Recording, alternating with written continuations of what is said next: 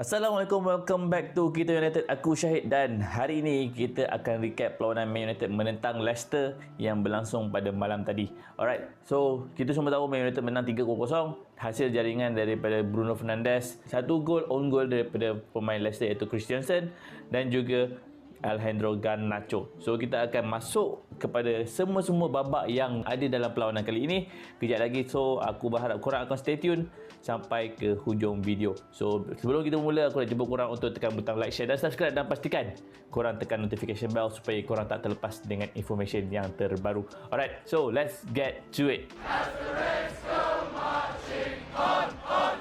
Alright guys, Man United menang 3-0 lawan Leicester City malam tadi.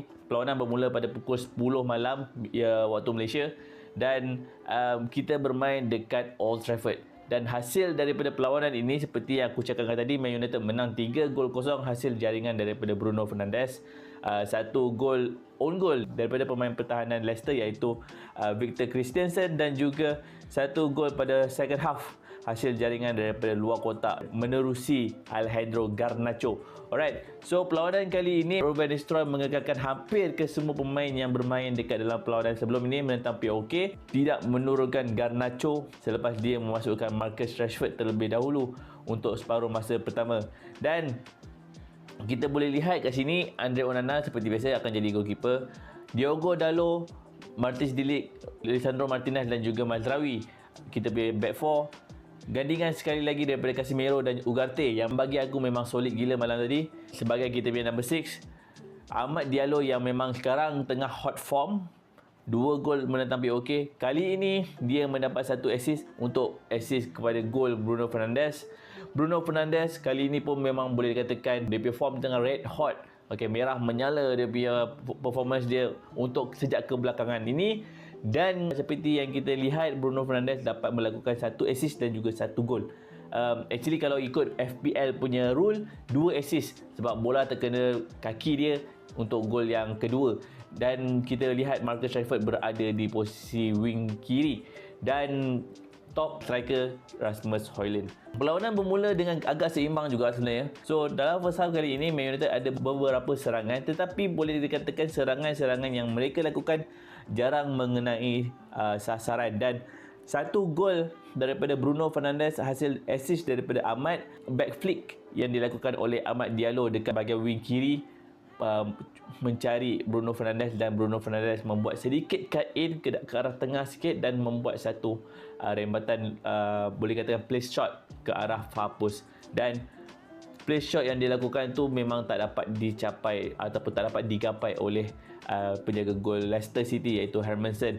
Dan itu adalah gol yang amat penting untuk Bruno Fernandes. Sebab apa bagi aku penting adalah sebab ini adalah perlawanan ke-250 untuk Bruno Fernandes untuk Manchester United. Dan Bruno Fernandes pun boleh dikatakan agak influential juga untuk perlawanan kali ini. Kita tahu ini adalah hasil daripada gandingan yang melibatkan Ugarte dan juga Casemiro.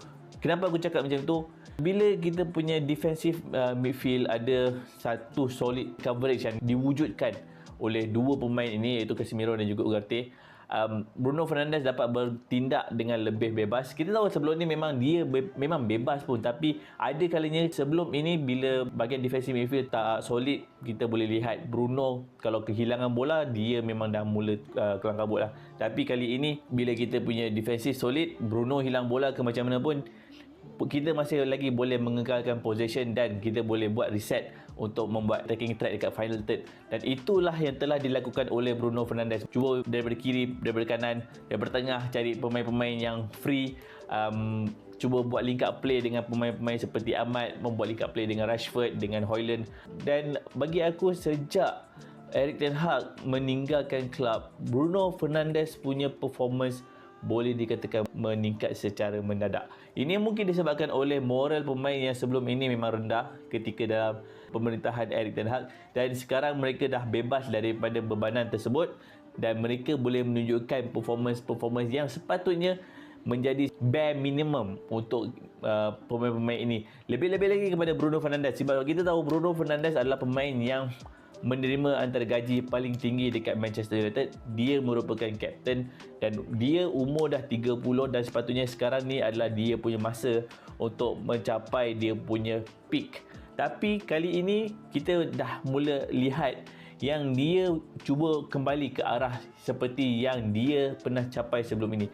Ini bukanlah performance yang terbaik daripada Bruno Fernandes, sebab kita tahu Bruno Fernandes pernah melakukan performance yang lebih baik, dan kali ini kita dah boleh lihat ada bibit-bibit performance yang meningkat daripada Bruno Fernandes, dan kita kalau boleh kita nak dia push lebih lagi untuk meningkatkan lagi dia performance, sebab kita tahu kualiti yang dia ada, dia macam mana, dan dia sebenarnya mempunyai konsistensi yang baik. So hasil daripada contribution dia untuk first half ini, dia dapat membuat satu jaringan daripada luar kotak, dan satu lagi adalah hasil hantaran daripada Mazraoui dekat sebelah wing kiri. Mazraoui membuat satu crossing mencari Bruno Fernandes, dan aku ingatkan bola tu terus masuk ke dalam gol. Rupanya bola tu deflect dekat Bruno dan terkena ke Christensen, dan bola tu terus masuk menerjah ke gawang gol Hermansen dan menjadikan gol kedua Manchester United untuk malam ini.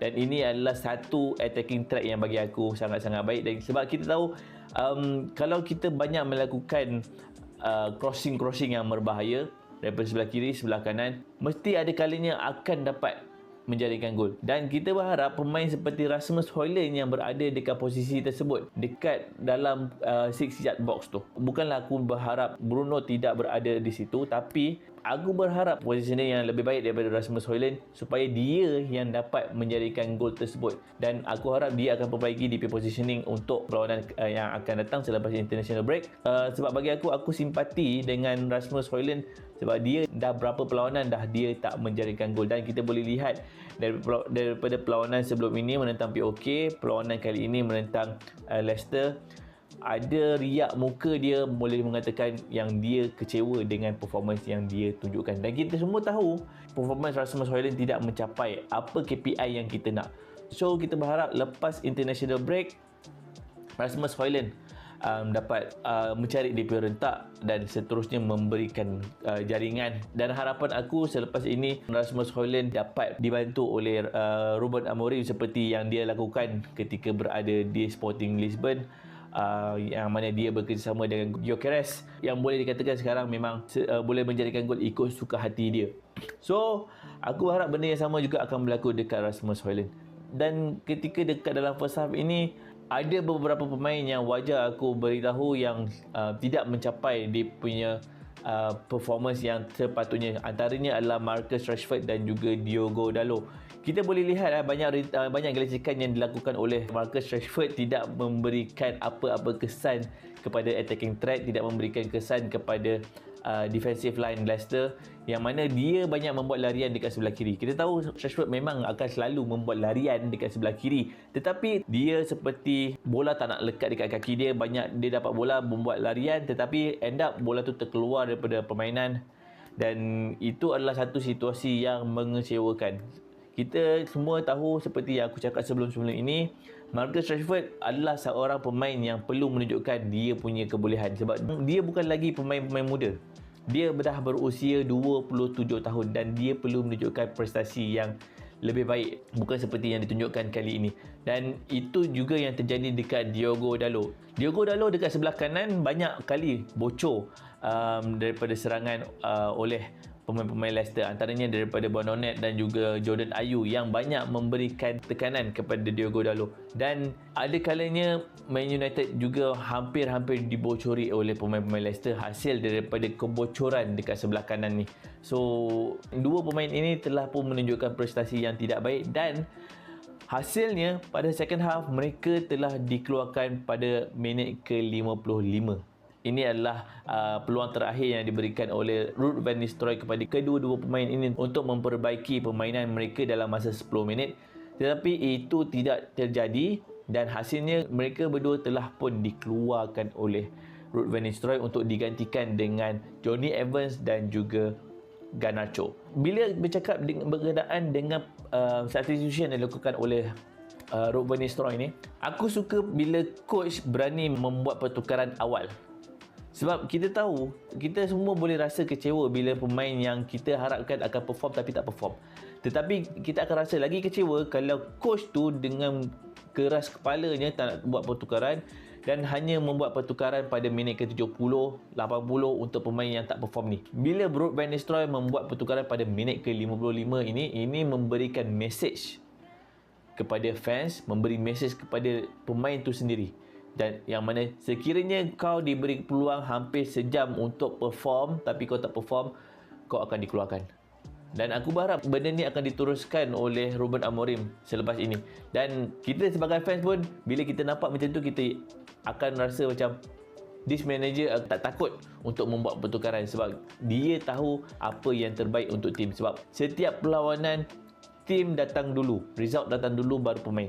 Okay? Kalau pemain tu tak memberikan impact kepada perlawanan, tak memberikan impact kepada tim, keluarkan dan kita beri peluang kepada orang lain. Dan inilah yang terjadi dekat perlawanan kali ini, di mana Jonny Evans masuk menggantikan Diogo Dalot, dan selepas dia dimasukkan, Mazraoui diletakkan dekat sebelah kanan. Dia mengisi slot di bahagian left centre back, iaitu posisi Lisandro Martinez, dan Martinez diletakkan di posisi left back. Dan Marcus Rashford ditukarkan secara direct bersama dengan Garnacho, dan hasilnya Garnacho dapat menjaringkan gol untuk gol ketiga Manchester United. Okey, berkenaan dengan gol Garnacho, kalau kita lihat daripada gol ini adalah hasil gerakan daripada Christian Eriksen. Alright, Christian Eriksen yang dimasukkan untuk menggantikan Casemiro. Christian Eriksen berjaya mencari Bruno Fernandes yang free untuk membuat larian di tengah-tengah padang. Satu hantaran yang memang cantik daripada Christian Eriksen, dapat mencari Bruno Fernandes. Bruno Fernandes berlari bersama dengan bola ke arah final third dan mencari Garnacho, dan satu rembatan daripada luar kotak menerjah ke dalam pintu gol di bahagian top corner far post. Satu gol yang memang cantik daripada Garnacho, jaringan yang sangat-sangat penting untuk dia sebab dia tahu performance dia untuk sejak kebelakangan ini tidaklah memuaskan, dan sebelum daripada gol ini pun boleh dikatakan performance dia tidaklah mencapai apa yang kita nak. Okey, sebab kita tahu dia boleh buat lebih lagi. Kita faham dia berusia 20 tahun, dia perlu kerja dengan lebih keras, banyak tunduk dan belajar dengan pemain-pemain lain untuk improve diri dia. So itulah yang fans nak. Kita sebagai fans tak nak pun mana-mana pemain untuk gagal dalam dia punya career. Kita nak pemain-pemain tu improve every single game. Tapi at the same time, bila kau dapat memberikan performance yang baik, kau sentiasa mencari glory untuk nama kau. Satu pemain yang baik untuk pemain-pemain lain contohnya adalah Amad Diallo. Okay, Amad Diallo bila dia dapat perform every single game, dia punya level of playing adalah berbeza. Dia punya corak permainan dia bukanlah dia nak mencari dia punya personal glory saja. Kita boleh lihat Amad Diallo daripada first sampai habis perlawanan, dia sentiasa berlari untuk tim. Always keep on going daripada first half sampai minit ke-96. Amad Diallo tak berhenti berlari. Dan ada kalanya dia menggunakan otak dia, membuat hantaran kepada pemain lain, membuat gelecekan-gelecekan yang bijak untuk draw fall. Ini yang kita perlukan daripada winger-winger yang lain, termasuk daripada Anthony, termasuk daripada Garnacho. Inilah cara permainan yang kita nak. Dan Amad Diallo adalah pemain yang boleh katakan terbaik untuk dijadikan contoh kepada pemain-pemain winger yang lain.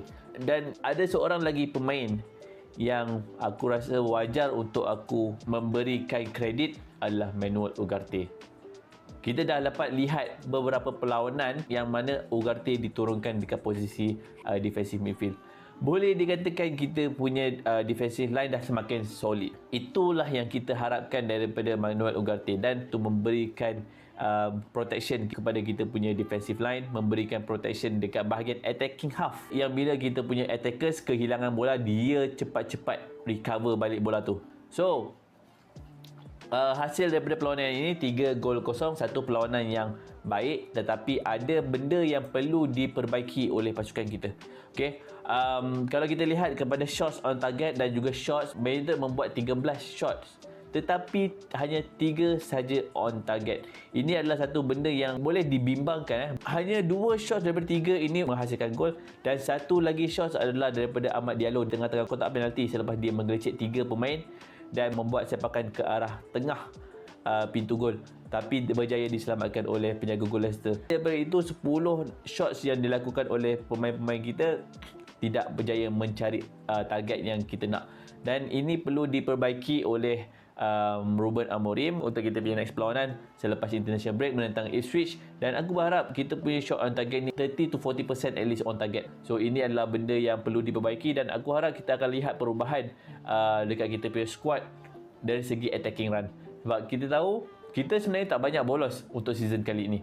Kalau kita lihat dekat kita punya table, Man United hanya bolos 12 gol. Kalau kita lihat kepada kedudukan gol bolos dalam table untuk season kali ini, kita adalah di tempat yang keempat pasukan yang paling kurang bolos, dan hanya Liverpool, Nottingham Forest dan juga Newcastle yang berada di atas kita dengan Liverpool 6 gol bolos, Nottingham Forest 10 dan juga Newcastle dengan 11 gol bolos. Defensive wise tidak perlu risau sangat dan pada season kali ini saja kita dah ada 5 clean sheet. Tapi untuk menjaringkan gol kita perlu perbaiki. So aku rasa itu saja untuk kali ini. Aku berharap Ruben Amorim akan dapat revolutionize kita punya pasukan untuk masa yang akan datang. So itu saja daripada aku, recap perlawanan untuk Man United menentang Leicester. Thank you for watching dan aku harap korang enjoy this video. Aku akan jumpa korang dalam next video. Bye bye.